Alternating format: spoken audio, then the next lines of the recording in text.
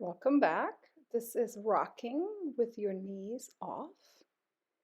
It is a great exercise to challenge core and connect core into movement of arms and legs.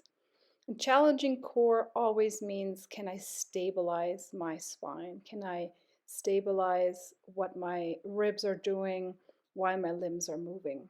So here, my shoulders are right above my wrists, and I'm trying to not sink into my shoulder blades. So that did that little drop here. I'm also trying not to push too hard my ribs up into the ceiling. So I'm looking for a somewhat neutral rib cage. I'm not letting my lower back drop, and I'm not rounding my lower back. So I am finding what we call lovingly neutral.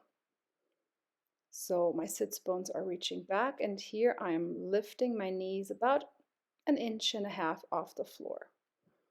Try doing this without changing anything in your spine.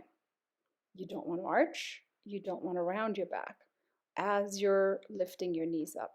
If the distance was not quite good, my hands were a little too far forward, I just narrowed them in and I'm trying again. And this is an exercise that is perfectly done just by itself. Just that knee lift is gorgeous. Hold it as long as you can.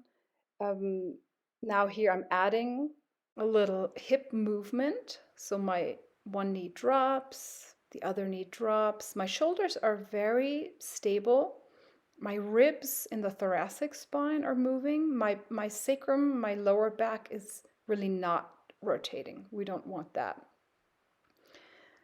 Perfectly done by itself again. After you just do the hold, you can do the little knee drop.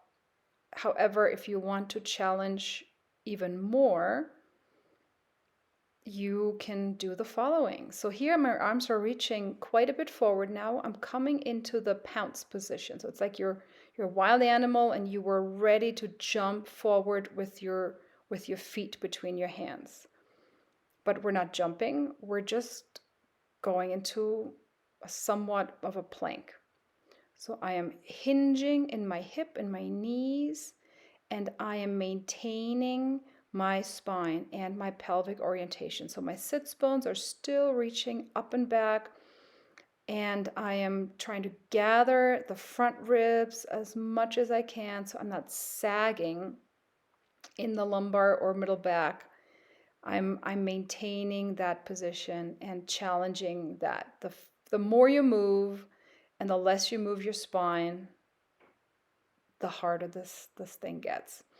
So here I'm staying in the plank. I am now doing a little side to side shift. Make sure you're grabbing on with all of your fingers, especially your thumb and index fingers, to the floor beneath you. So your shoulders are in a good place. You can start lifting one hand. This could very well go into a side plank. And again, I'm moving my pelvis. I'm trying to keep my kidneys lifted and back. My lower back is not hyperextending. I'm not arching too much. And you can play around with how much of a side plank you'd like to incorporate. Make sure your feet are also really engaged. Your feet are moving with your knees.